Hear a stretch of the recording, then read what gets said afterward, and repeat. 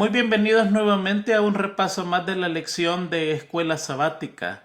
En esta ocasión estamos estrenando trimestre. Estamos comenzando el tercer trimestre del año 2022 titulado En el crisol con Cristo. En esta semana estamos comenzando con la lección número 1 que se titula El crisol del pastor.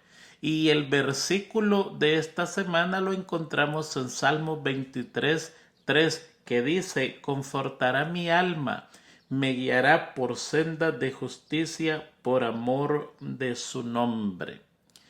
En el crisol con Cristo es el título. La pregunta es: ¿qué es un crisol? En el diccionario encontramos dos definiciones acerca de crisol. La primera definición dice que es un recipiente especial usado para derretir metales pesados o cualquier material difícil de derretir. El crisol tiene bondades especiales, es decir, es un recipiente especial porque tiene la capacidad de resistir altas temperaturas por dentro y por fuera. Por ejemplo, cuando se derrite el oro, hay que agregarle extremas temperaturas a este recipiente llamado crisol, y este recipiente no se transforma, no se derrite, se mantiene en su forma que fue creado, soporta el fuego externo y también soporta el calor interno del material derretido. He dicho en otras palabras, el crisol es el recipiente que se utiliza para purificar metales. La segunda definición que encontramos en el diccionario es una prueba difícil. Ese es el crisol. Este trimestre se llama En el crisol con Cristo. O sea, estamos sufriendo una purificación en fuego, con fuego, en ese recipiente especial llamado crisol. Esta semana es prácticamente el estudio del Salmo 23, uno de los salmos más conocidos por toda la cristiandad. Casi todos los niños lo aprendemos de memoria a nuestra temprana edad. Casi todos es lo primero que aprendemos, el Salmo 23. Este salmo es un salmo muy especial. Muchos le llaman la perla de los salmos, otros le llaman las Pleiades de los salmos. ¿Por qué? Porque este salmo nos infunden palabras de fe y confianza, palabras de consuelo y protección. Está hablando de Jehová nuestro pastor. La primera vez que en la Biblia se anuncia a Dios como pastor es en el libro de Génesis capítulo 48 versículo 15. Allí Jacob está bendiciendo a José su hijo, y en ese versículo 15 leemos de la siguiente manera: y bendijo José y dijo, y bendijo a José y dijo: el Dios delante de quien anduvieron mis padres, Abraham e Isaac, el Dios que ha sido mi pastor toda mi vida hasta este día. Y continúa la bendición. Pero esta es la primera referencia en la Biblia donde a Dios se le da el título por primera vez de pastor. Este salmo es un salmo especial porque ha secado muchas lágrimas de gente que está doliente, de gente que ha sufrido. Este salmo le ayuda al corazón a tener paz. Además, le ayuda a que confíe en un Dios personal y le enseña a no tener miedo ni a quejarse. Además le imparte un gozo, pero es un salmo de quietud. Este salmo no es una fiesta, no es una algarabía ruidosa, no, es como un susurro al corazón del que sufre y en el sufrimiento le imparte gozo, pero aún ese gozo es quieto, es silencioso. Esos son los gozos que alimentan, sustentan y nutren a la persona que tiene hambre de consuelo, de comprensión en los momentos difíciles de la vida. El salmo comienza diciendo: Jehová es mi pastor y nada me faltará. Como una consecuencia natural de tener a Jehová como nuestro pastor, dice que nada nos va a faltar. Y cuando la Biblia dice que nada nos va a faltar, significa que nada nos va a faltar. Es un salmo de fe. Pero nosotros nos damos cuenta que al final del mes nos hace falta muchas cosas. El dinero no fue suficiente para pagar la vivienda. No fue suficiente para tener suficiente comida, para comprar ropa, para comprar medicina, para comprar y suplir las necesidades de la familia, y quedamos escasos y nos damos cuenta nuestra desesperación. Muchas veces recurrimos a nuestros amigos, a nuestra familia, a nuestros hermanos en busca de recursos para suplir aquellas cosas que necesitamos de urgencia. Entonces parece que hay una contradicción, porque el Salmo 23 dice que si Jehová es mi pastor, nada me faltará. Pero usted y yo hemos decidido seguirlo como pastor y nos damos cuenta que nos hace falta mucho en la vida. ¿A dónde está el problema? ¿La Biblia es mentirosa o el humano no ha descubierto el secreto del Salmo 23? Dios no miente y su palabra es verdadera. El error está en el humano. Este salmo necesita una llave para ser abierto. Si usted no encuentra esa llave, ese salmo no pasa más de un grupo de palabras hermosas que brindan consuelo y esperanza. Un consuelo y una esperanza remota que no llegará mientras usted no encuentre la llave para abrir ese cofre de tesoros. Esa llave se encuentra en el Nuevo Testamento y al final yo le voy a compartir esa llave para que a usted y a mí no nos falte nada. Nada me faltará. En lugares de delicados pastos me hará descansar y junto a agua de reposo me pastoreará. Fíjense, aquí esto es un emblema de nutrición y las aguas es un emblema de frescura. Aquí nosotros encontramos paz y tranquilidad. Aquí encontramos quietud. Encontramos esas delicias en el pastor.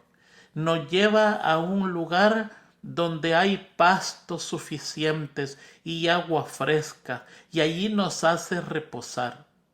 ¿Sabe que una de las cosas más importantes es que nosotros tenemos que comprender que estos son las cosas simples de la vida?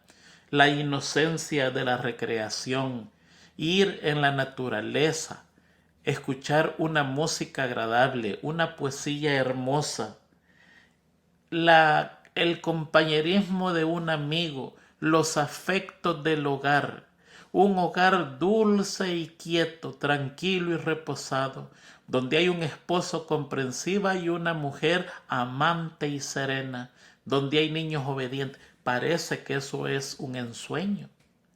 Parece que ese es un mundo de fantasía. Pero eso es lo que el Salmo está diciendo. que nos llevará a pastos verdes y junto a aguas tranquilas nos va a pastorear. La oveja no es un animal salvaje, no, es un animal que le pertenece a alguien. El león no le pertenece a nadie. Trate de agarrar uno y va a ver lo que le pasa. Pero una oveja sí, es una pertenencia. Y aquí, estas ovejas que le pertenecen a un pastor son conducidas a un lugar. Pero fíjense que esas mismas aguas de reposo más adelante se convierten en aguas rápidas y al final terminan en un momento u otro en una estrepitosa, temible y mortífera catarata. ¿Qué quiere decir eso? Que muchas veces nosotros arruinamos lo que Dios nos pone delante de nosotros. Los pastos verdes no los apreciamos y las frescas aguas las convertimos en aguas turbulentas de muerte.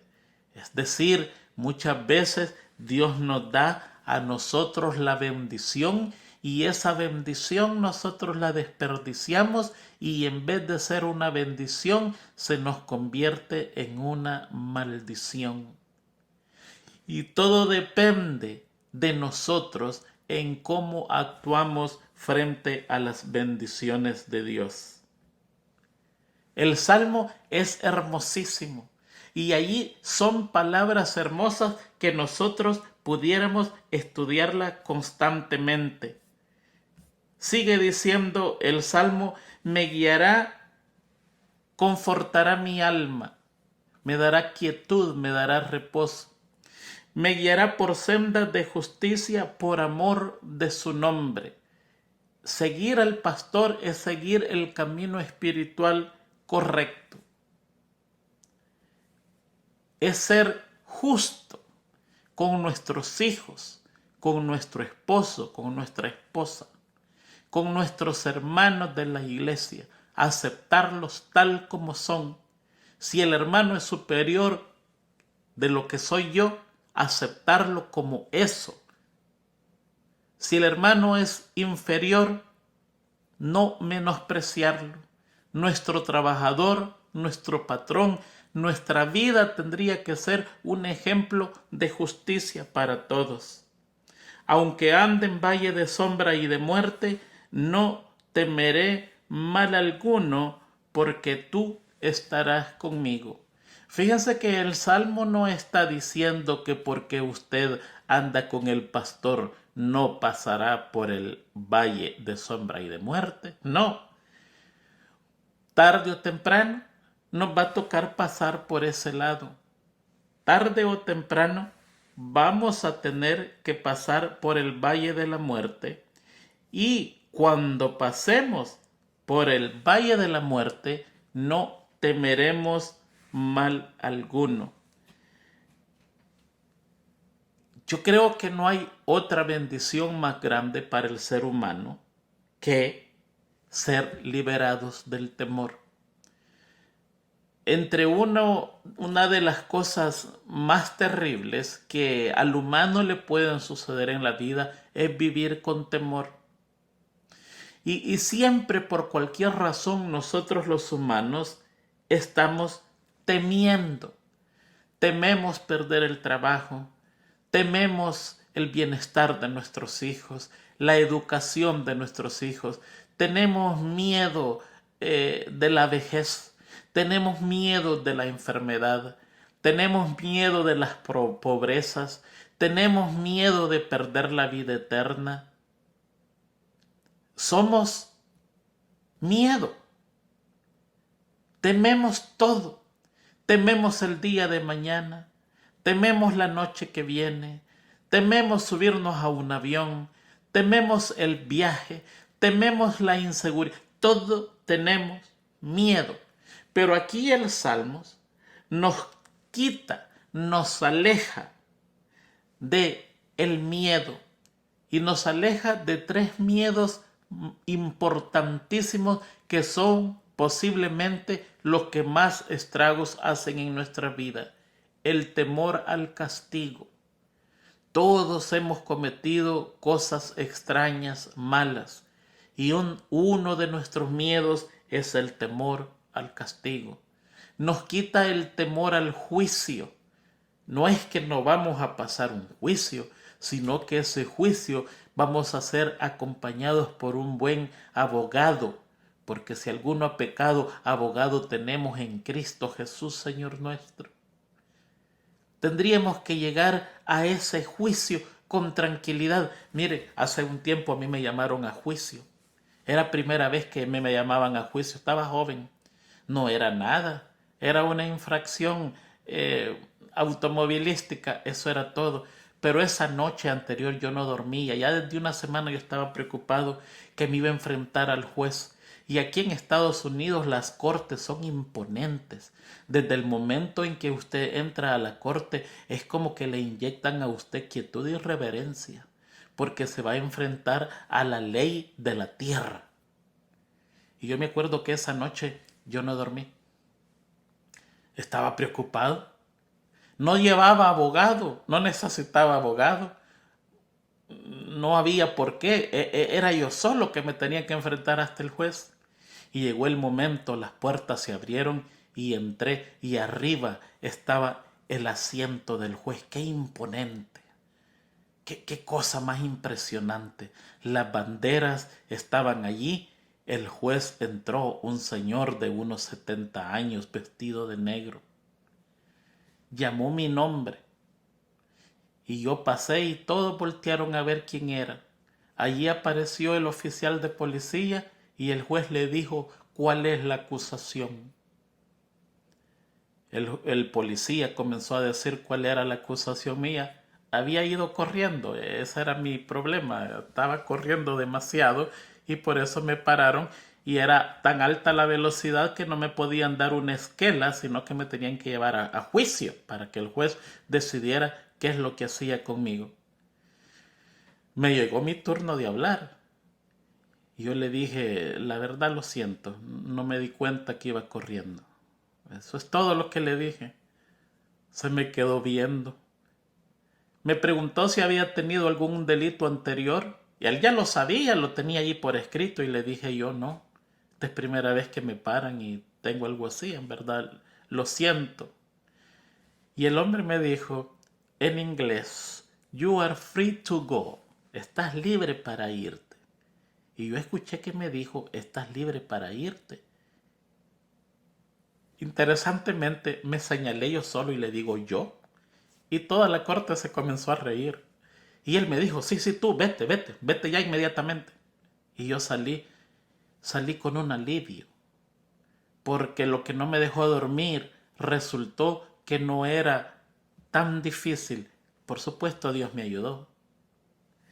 Aquí este salmo nos quita el temor al juicio. Todos tenemos miedo a ir a juicio. ¿Por qué? Porque somos infractores de la ley. Porque sabemos de antemano que somos culpables, pero abogado tenemos para con el Padre, a Jesucristo el justo. Además, nos quita el miedo a la muerte. Es un salmo hermosísimo. Aunque ande en valles de sombra y de muerte, no temeré mal alguno. Sigue diciendo el salmo que no temeremos mal alguno, porque tu vara y tu cayado me infundirán aliento. Mire, ahí en esa parte yo me puse a estudiar, porque está hablando de dos objetos, una vara y un cayado. Y me puse a estudiar historia, qué es lo que pasaba allí, y me di cuenta que en el tiempo antiguo y aún hasta en nuestros tiempos modernos, el pastor andaba una vara y un cayado. No es lo mismo, son dos cosas diferentes. La vara es un pedazo de madera tallado a forma de un bate de béisbol, para que tengamos una idea. Es cortito, es grueso y es pesado. En nuestros días modernos, los pastores que aún siguen esa línea los hacen de metal. Puede ser un pedazo de hierro, un pedazo de caño que golpea. Esa es la vara. ¿Para qué usaban la vara? Para golpear al animal que atacara. En esos días los animales que atacaban más los rebaños y hasta en los días modernos son los lobos y las hienas. Y dice la historia que este instrumento pesado, una vez lograba infligir un golpe a la víctima, no volvía por otro. Esa es la vara, un instrumento de defensa.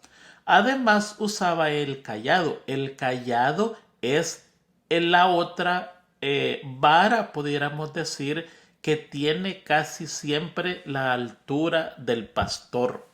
Es casi siempre el mismo tamaño, la misma altura del pastor, y en la parte de arriba tiene una curva como una U. Ese es el cayado. ¿Qué es la función del cayado? Son varias. La primera es, le ayuda al pastor a mantenerse en pie. Cuando va por lugares rocosos, lo usa como una tercera pierna, pudiéramos decir, para no resbalar y no caerse. Pero la parte de arriba, esa parte que es encurvada, la usa para varias cosas. La primera es para introducir las ovejas al rebaño. Las introduce una por una y la que no quiere entrar engancha a la oveja por el cuello y la introduce muy gentilmente al rebaño y allí las cuenta, porque las cuenta una por una. La segunda es cuando la oveja se cae en un hoyo, se va en un hoyo, que hay muchos lugares que tienen hoyos donde las ovejas quedan atascadas de cabeza solo con la parte de atrás para afuera. Entonces, en vez de meter las manos, ellos usan el gancho, enganchan a la oveja de la pancita y de allí la sacan del hoyo. Y la tercera es cuando la oveja se acerca mucho a un precipicio y la vida del pastor corre peligro en acercarse allí.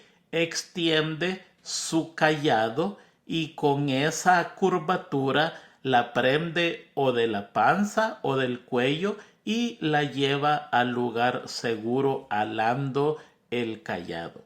Y ahí dice: tu vara y tu cayado me infundirán aliento. O sea, eso representa la protección de Dios y la guía divina. Protección en contra de las cosas malas del mundo y protección en contra de nuestras malas decisiones, una guía completamente. Así que es muy interesante estudiar un poquitito eso. Sigue el Salmo diciendo: aderezas mesa delante de mis enemigos, aderezas mesa delante de mí en presencia de mis angustiadores, dice alguna Biblia. ¿Qué es eso? Mire, para que nosotros entendamos, déjeme explicarle o presentarle la siguiente ilustración. En el tiempo antiguo de la hospitalidad árabe y aún en nuestros tiempos, aún se ha perdido, aunque se ha perdido mucho de eso, todavía sigue la secuencia. La hospitalidad árabe es muy respetada. Ninguna persona puede entrar a una tienda de un árabe sin permiso de él. Y la hospitalidad árabe exige que la persona extraña que se le dio hospedaje es tratado como una persona de honor.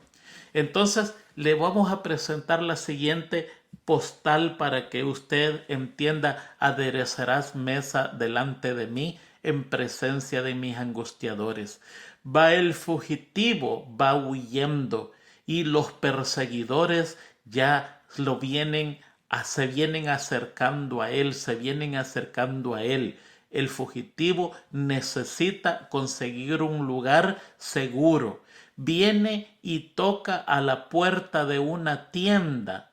Viene el dueño de la tienda, abre la puerta y le dice que por favor lo deje de entrar, que lo vienen persiguiendo.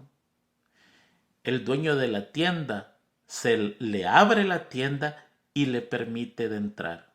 Allí llegan los perseguidores y en esa cultura no pueden entrar sin permiso del dueño, y hasta ahí llegan. Entonces el dueño de la tienda ve al hombre que viene cansado, viene sediento, no sabe cuál es el problema, no sabe qué es lo que está pasando, no sabe si es víctima o si es un criminal, pero lo atiende y abre la puerta, le prepara una mesa suculenta, le da de beber vino, mientras que sus perseguidores están afuera observándolo. El hospedador, de acuerdo a la cultura, no lo puede sacar de ahí, al menos que el hombre quiera irse voluntariamente.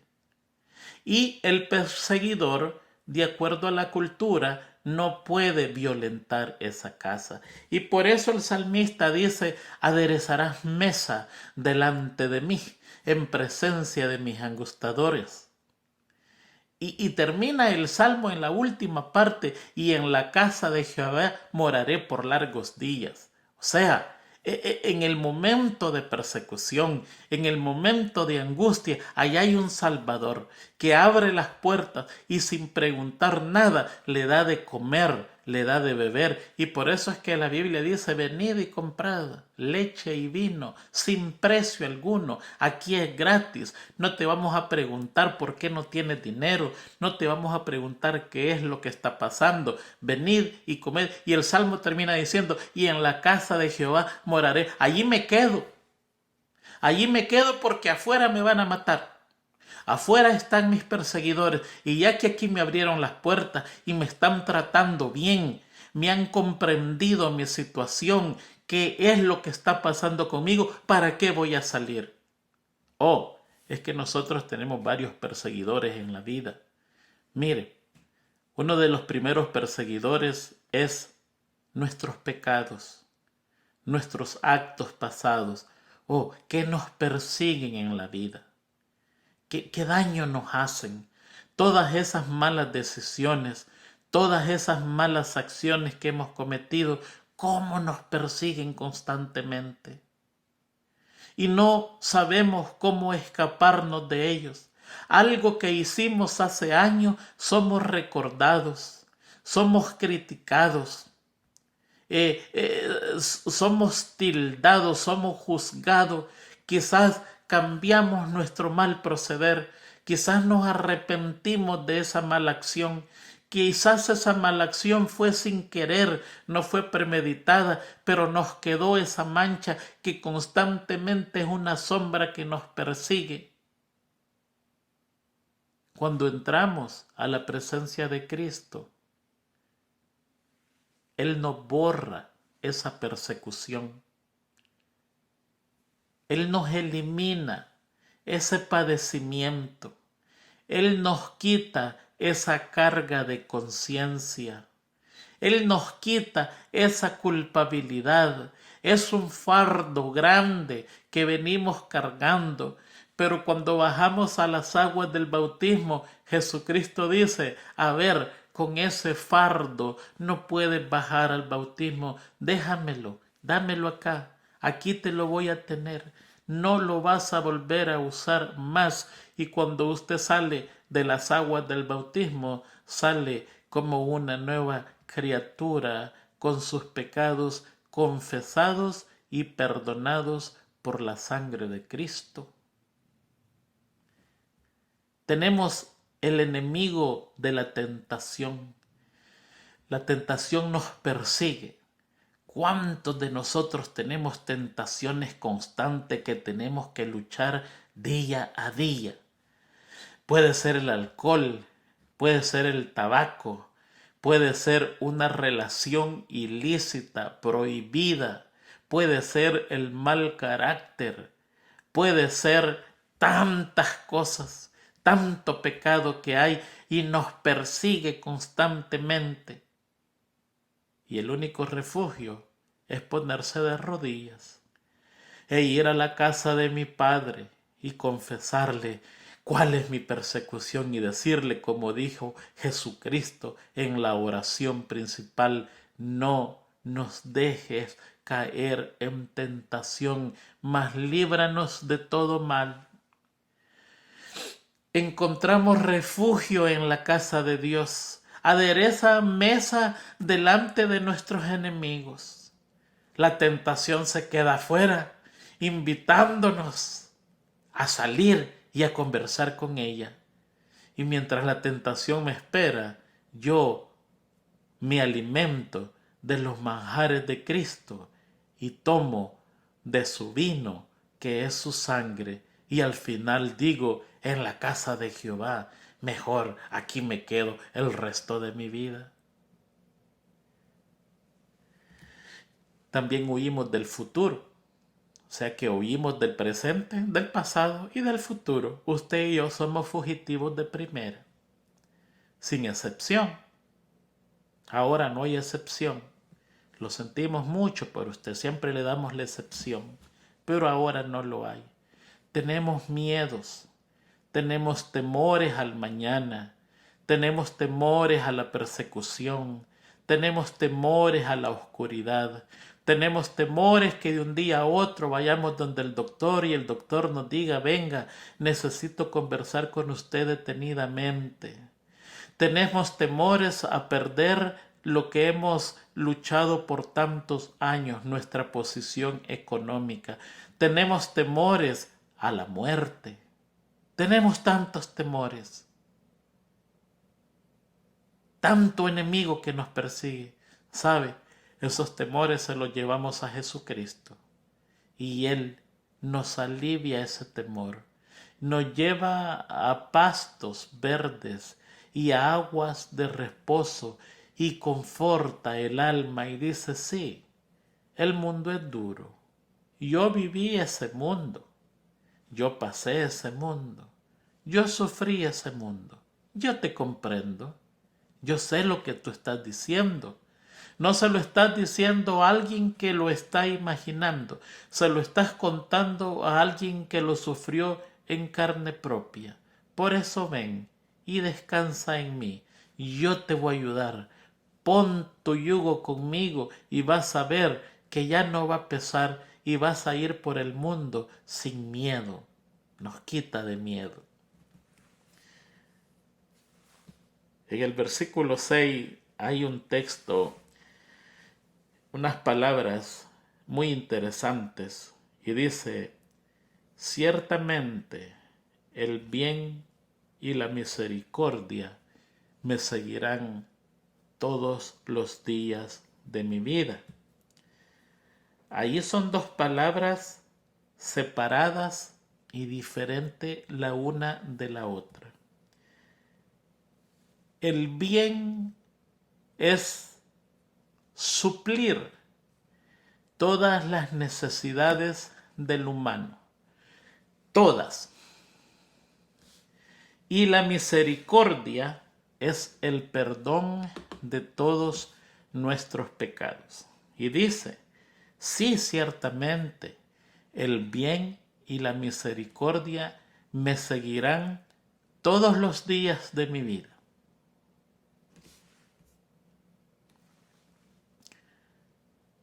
Entonces viene la pregunta que hice al principio. Porque hay una contradicción entre el Salmo 23 y la realidad de mi vida. El Salmo comienza diciendo, si Jehová es mi pastor, nada me faltará. No lo comienza preguntando, lo comienza afirmando. Jehová es mi pastor y nada me faltará. Y el mismo Salmo termina diciendo en el versículo 6, ciertamente el bien y la misericordia me seguirán todos los días de mi vida y como consecuencia de eso me quedo en la casa de mi padre. Porque allá afuera está duro, allá afuera está difícil, hay muchos problemas, hay hambre, hay necesidad, hay tristeza, hay decepción, hay pobreza, hay angustias, hay aflicción, hay descontento. Afuera está duro, pero aquí en la casa de mi Padre, el bien y la misericordia están presentes todos los días de mi vida. Como ese resultado, yo me quedo mejor en la casa de mi Padre el resto de mi vida. La pregunta ¿es esa la experiencia suya y mía en realidad? ¿O el Salmo 23 es solamente un grupo de palabras que no tiene efecto en mi vida? Miren, para la mayoría de nosotros, el Salmo 23 es un grupo de palabras que las repetimos sin ver los frutos de esas palabras. ¿Y sabe por qué? Porque lo tenemos enllavado. Necesitamos ir al Nuevo Testamento, conseguir la llave y regresar al Salmos 23, desenllavarlos y comenzar a disfrutar de todas las bendiciones y promesas que ese salmo tiene escrita para usted y para mí. Y ahí está. La llave usted la va a encontrar en el libro de Juan, todo el capítulo 10. Yo le voy a leer algunos versículos. 1, 2, 3, 4, 14, 15, 16, 24, 25, 26 y 27. No le voy a leer todo el libro, solo algunos versículos. Ahí está la llave y mire lo que dice. Entonces Jesús dijo, os aseguro, el que no entra en el redil de las ovejas por la puerta, sino que sube por otra parte, es ladrón y asaltante. Pero el que entra por la puerta es el pastor de las ovejas. A éste el portero le abre, y las ovejas reconocen su voz. Ahí está.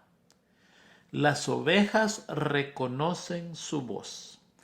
Llama a sus ovejas por nombre y las saca del redil. Ahí está la llave. Reconocen la voz del pastor.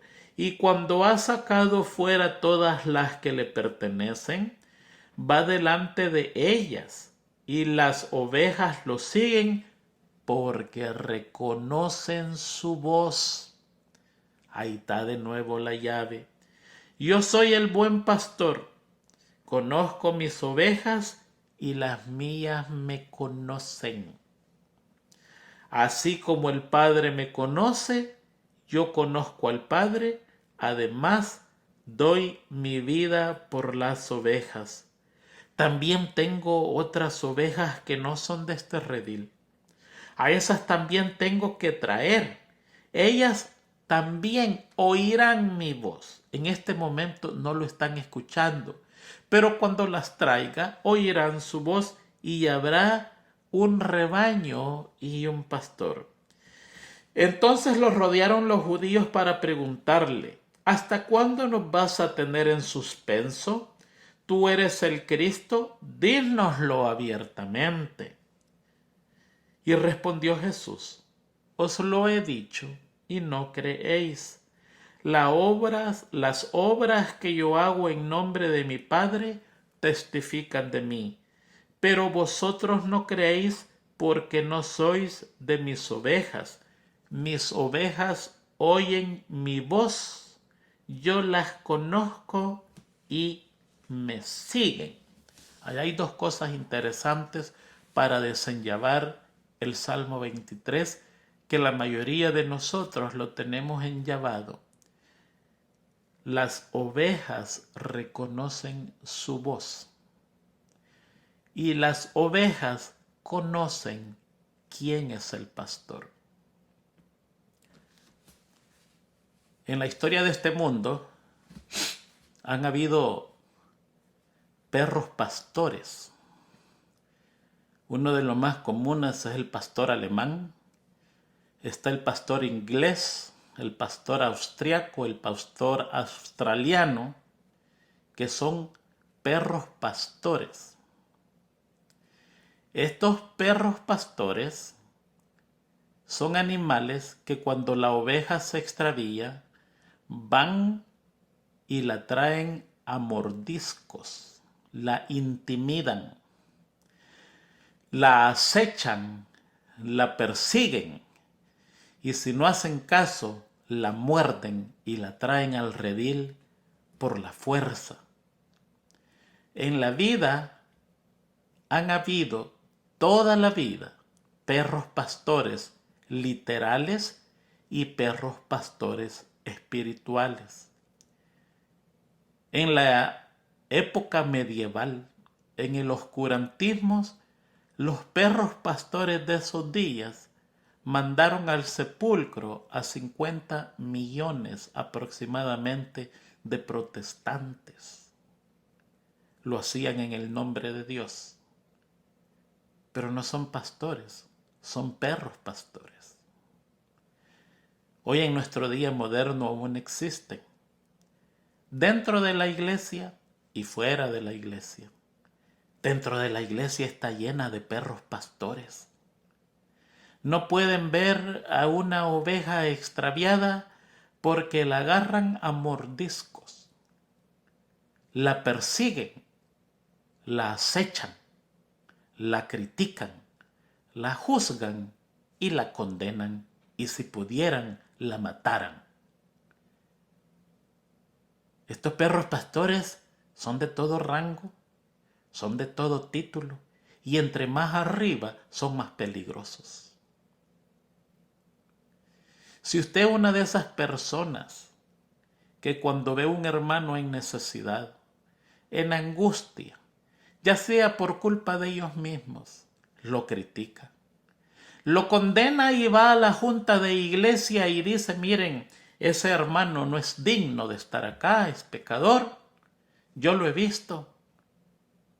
Personas así no quisiéramos tener en la iglesia, sería mejor que se vayan.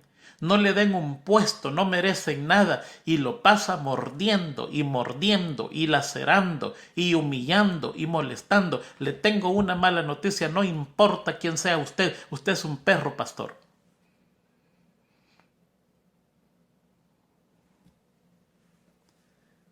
El verdadero pastor no hace eso. El verdadero pastor con la vara y con su cayado le infunde aliento, pero la vara la usa para el enemigo, no para las ovejas.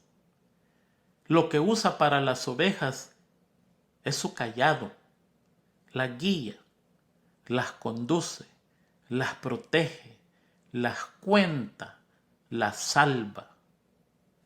Y aquí encontramos en San Juan 10 que la llave para desenllavar, valga la redundancia, el Salmo 23 es saber escuchar la voz del pastor. Es reconocer la voz del pastor. Mire, al principio de esta semana hubo una hermana que me escribió y hizo una pregunta muy interesante y yo creo que la voy a contestar en los minutos que quedan porque queda asentada, calza perfectamente con el estudio de esta semana. Y la hermana Claudia, creo que así se llama, me escribía y me decía, hermano Tony, ¿cómo usted sabe qué es la voz de Dios, la que le habla en sus decisiones? ¿Cómo usted hace? ¿Qué es lo que pasa? ¿Qué es lo que ella quiere saber? ¿Cómo es que yo hago para reconocer la voz de Dios? Mire, bien fácil. Es bien fácil y es bien difícil. Primero, es una experiencia única que mi experiencia no le va a ayudar a usted. Es experiencia personal. Solamente Dios y yo. Cada quien va a reconocer al pastor a su manera. Y cada quien es llamado por Dios en una manera diferente. De la manera que Dios me habla a mí, no va a ser de la manera en que le va a hablar a usted, porque somos ovejas diferentes. Posiblemente yo sea una oveja media terca, y la manera en que Dios me va a hablar es diferente a la manera en que le va a hablar a usted. Por lo tanto, es una experiencia personal, donde su experiencia no me va a hacer mucho a mí, sino que yo tengo que vivir esa experiencia. Esa es la primera cosa que nosotros necesitamos entender. Lo segundo que necesitamos entender es que Dios nos habla constantemente. Aquí el problema no es que Dios no nos habla, el problema es que nosotros no le escuchamos, pero Él nos habla todos los días. Nos habla cuando nos da un nuevo día y aparece el sol radiante, hermoso. Nos habla cuando nos da la bendición de la vida. Nos habla cuando nos da la bendición del alimento. Nos habla por su providencia. A veces a usted le suceden cosas hermosas, inesperadas, y en vez de dar gloria a Dios dice, ¡qué suerte la mía! ¿Ve? Usted no está escuchando la voz del pastor. El problema no es de Dios, el problema es suyo. El problema es mío. No es que Dios habla una vez al año. No, le habla cada día, cada hora, cada minuto, cada segundo. Le habla a través de los sermones, le habla a través de un estudio bíblico, le habla a través de la palabra de Dios, le habla a través de la conciencia. ¿Por qué manera no le habla usted a Dios a usted? Le habla por todas maneras posibles. Eso no es extraño que Dios nos hable. Pero cuando nosotros decimos, el Señor me habló a mí, suena estrambótico. Suena a veces hasta con temor decirlo, porque la gente dice, uy, ese que se cree que Dios le va a hablar. Sí, nos habla cada momento, nos habla a la mente, nos habla cuando estudiamos la palabra de Dios, nos habla cuando oramos. ¿Sabe el problema de la oración? Es que usted va, Padre nuestro, bendice esta comida, ayúdanos que nos caiga bien, bendice las manos que las prepararon en el nombre de Jesús, amén, y ¡pum!, para adentro. Así es en la mañana cuando se levanta, ya sabe la oración de memoria. Gracias, Señor, por esta noche que nos diste. Reposamos bien, qué alegría, ya nos vamos. Adiós, bendíceme en este día, en el camino, que no me pase nada mal. Y yo me voy, ya me voy. Adiós, adiós, adiós, nos vemos. Y cuando llega tan cansado que dice, Señor, gracias por este día, si es que lo hace. Gracias y te agradezco por este día, que tenga un buen sueño. Buenas noches en Cristo. No le da tiempo para que le hable. Estudia la palabra y lo estudia el día viernes y el sábado en la mañana a las 6 de la mañana, porque hay que dar el estudio, Y los otros días no importa, no importa. Yo lo que necesito es dar el estudio. ¿Cómo le va a hablar Dios a usted así? No le va a hablar. Más bien dicho, usted no lo va a escuchar, porque no le da el tiempo suficiente para que le hable. El problema es suyo, no es de Dios.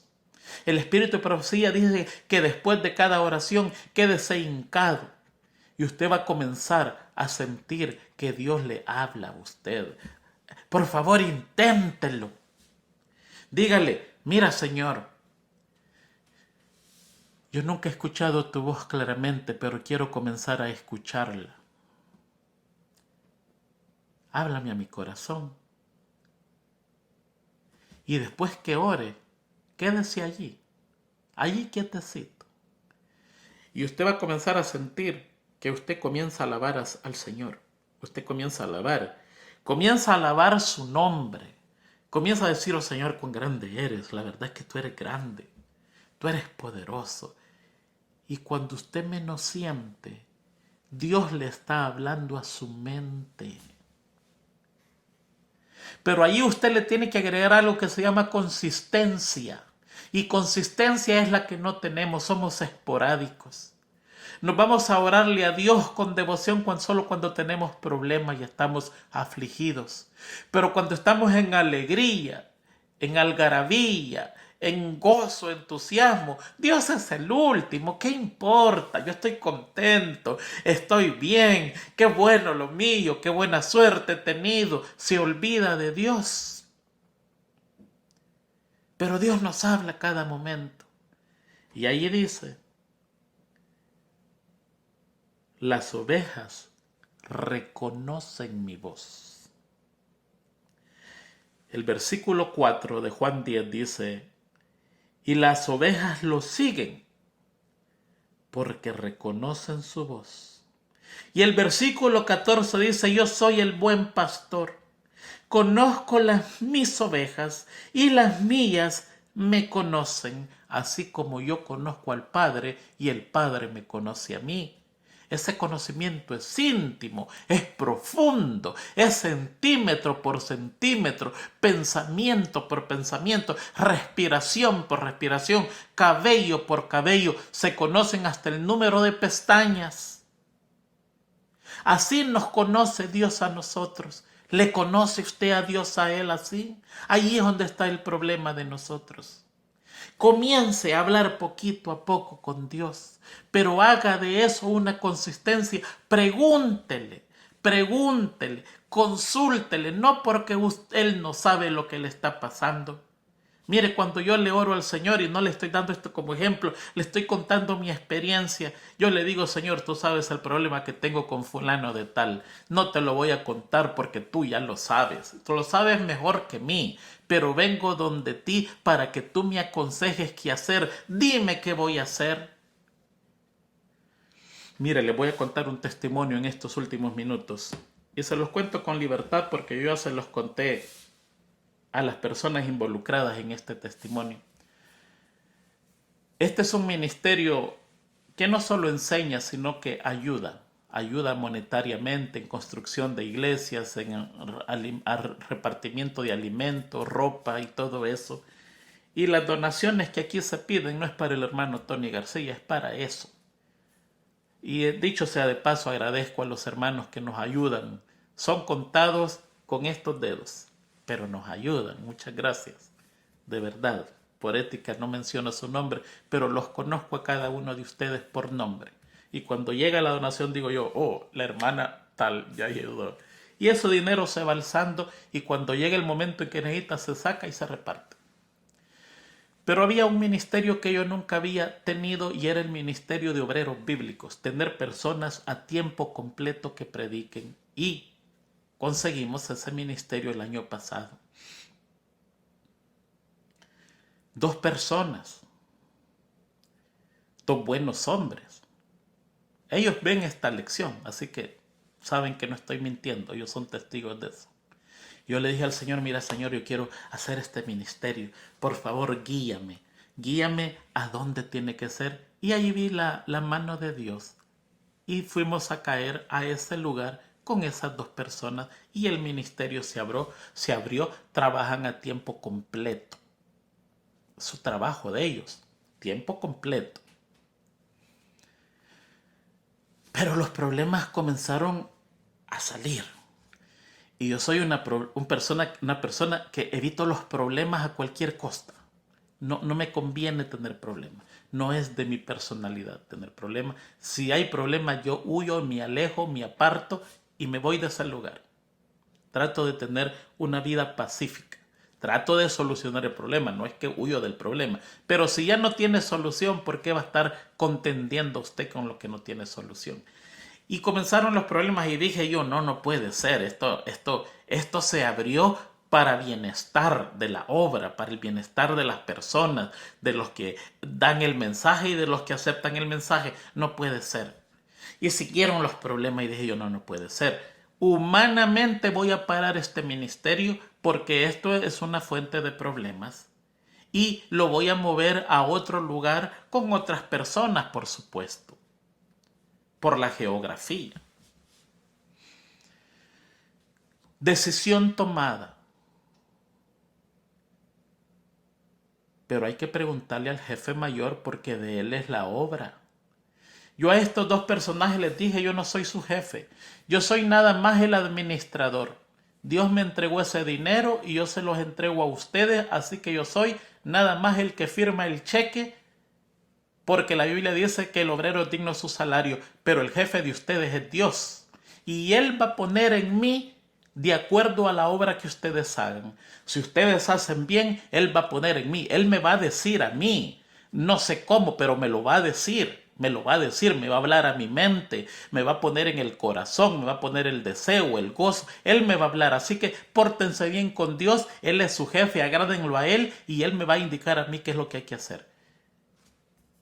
Y yo le dije al Señor, mi decisión está tomada, pero un día de esto voy a hablar contigo, un momento que tenga paz. Y llegó el momento para cortar la historia y me puse, mira, Señor, frente de él, de rodillas, inclinado, mi rostro en tierra, y le dije, Señor, humanamente yo no le veo luz a este ministerio, lo que hay son problemas y ya tú los conoces mejor que yo. Yo ya lo di por terminado. Esa es mi decisión humana. Eso es la lógica humana, me lo indica inmediatamente. Pero tú eres el dueño de la obra. Y vengo a preguntarte a ti porque no me quiero hacer un mal. No quiero que por tratar de hacer algo bueno te enfade a ti, te enojes conmigo. Y también me vaya en la colada yo por un castigo. No, no quiero eso. Así que aquí estoy delante de ti. Háblame, por favor. Dime qué hay que hacer. Mire, muchas veces Dios le contesta a usted por cosas de la vida, cosas que le pasan, y usted dice, con razón me pasó esto, gracias Señor, porque tú hiciste que esto pasara. Eso se llama providencia. Otras veces le habla con el mensaje de una persona. A veces estoy deprimido y le voy a decir, a veces estoy deprimido y aparece un hermanito ahí escribiéndome o público o privado y me dice, hermano Tony, he estado orando por usted porque esto, y sabe, allí me contestó Dios. No hay una manera en que Dios le va a contestar siempre a usted. A veces tengo problemas y alguien me da la solución del problema sin saber que tengo el problema. Ahí me contestó Dios. Pero en esta oración yo me quedé esperando al Señor y le dije, háblame, dime por favor. Y me habló con esa voz que es inconfundible. Una vez usted comienza a tener la experiencia de escuchar la voz de Dios, no se va a confundir. Y su palabra me dijo, no, deja ese ministerio tal como está. ¿Así? Sí. ¿A los dos trabajadores? A los dos trabajadores. Es más, me dijo, les vas a dar un aumento. ¿Un aumento? Si ganan bien, pero les vas a dar un aumento. ¿Te parece esta cantidad de dinero? Me parece bien.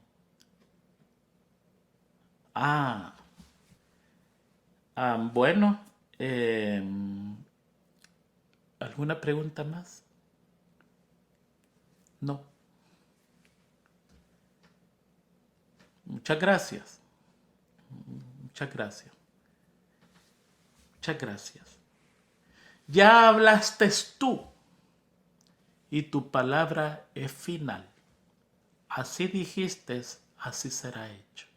Gracias en el nombre de Jesús, porque no soy digno ni siquiera de hacer esto, pero en ese nombre lo hago, porque en Él me refugio, en Él confío, Él me salva, su sangre me ampara, y por ese nombre es que yo me puedo presentarte a ti a preguntarte, gracias.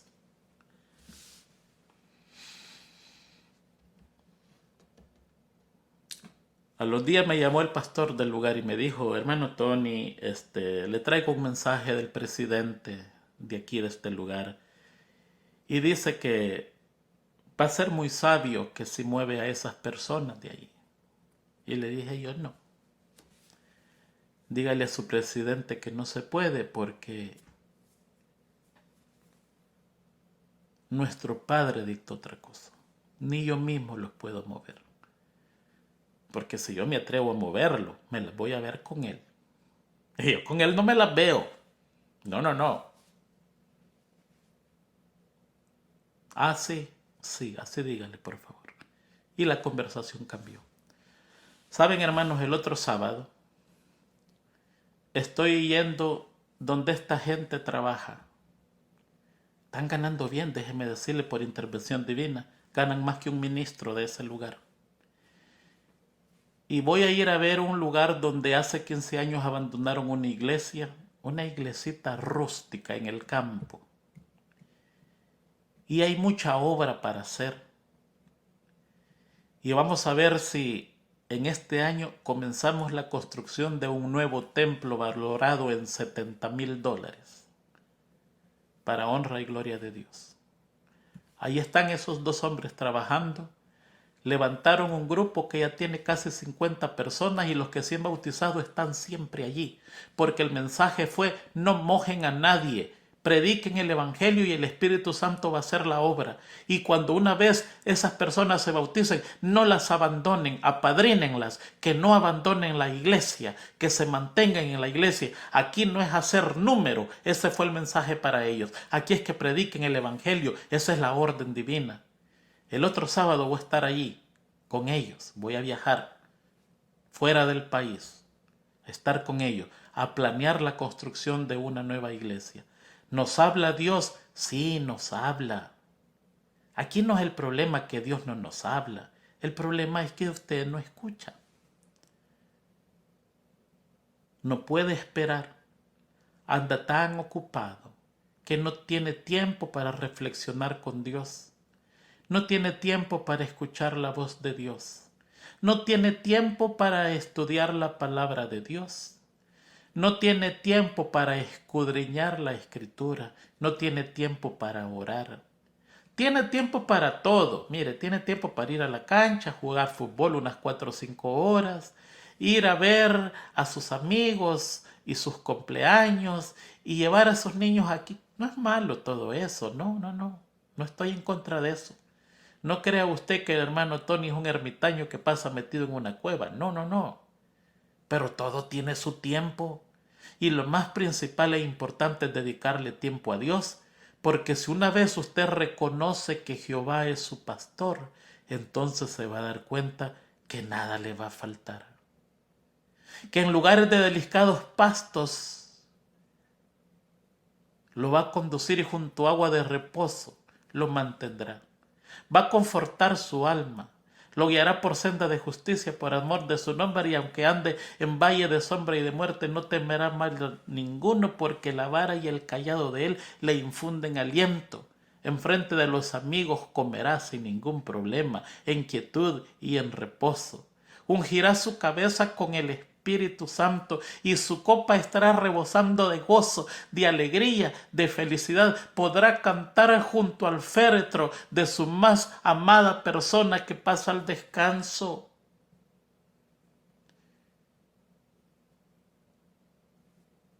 El bien y la misericordia le seguirán todos los días, y al final, ¿para qué moverse de allí?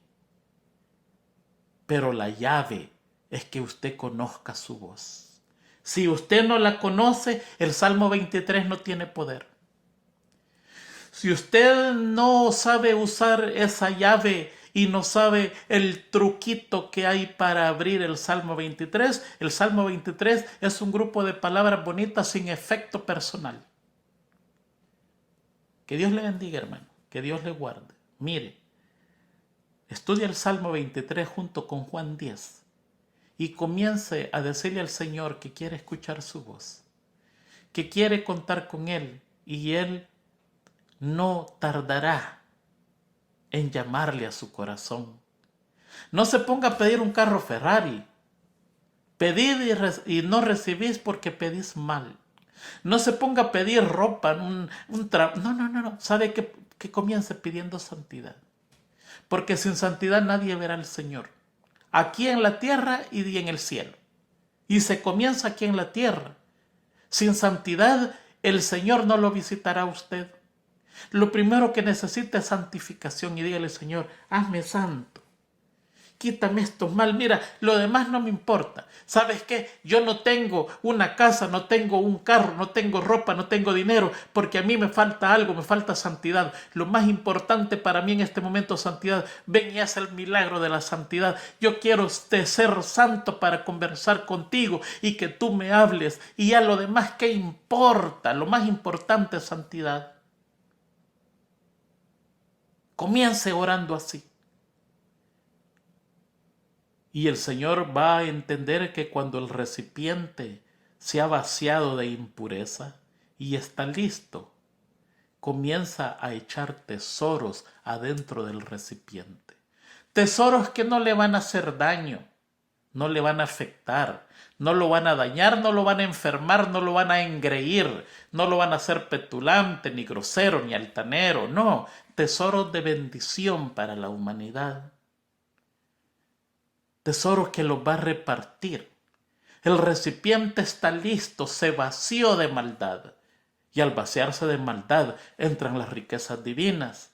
¿Se da cuenta por qué tiene que pedir santidad? Vacíame de todo lo que tengo malo, de todo lo que me afecta para comunicarme y encontrarte contigo y reconocer tu voz. Vacíame de eso. Una vez usted esté vaciado, del resto no se preocupe, que Él le va a dar a su medida, a su tiempo, la cantidad perfecta. Bendiciones de arriba de los cielos, bendiciones de la tierra y bendiciones de abajo de la tierra. Bendiciones. Hemos sido llamados para recibir bendiciones e impartir bendiciones. Salmo 23 y Juan 10 van de la mano. Si usted no ha entendido Juan 10, tampoco el Salmo 23 va a hacer un efecto en su vida. Que Dios le bendiga, que Dios le guarde, que haga resplandecer el rostro de Él sobre usted y sobre mí, y tenga de nosotros misericordia. Feliz semana a todos.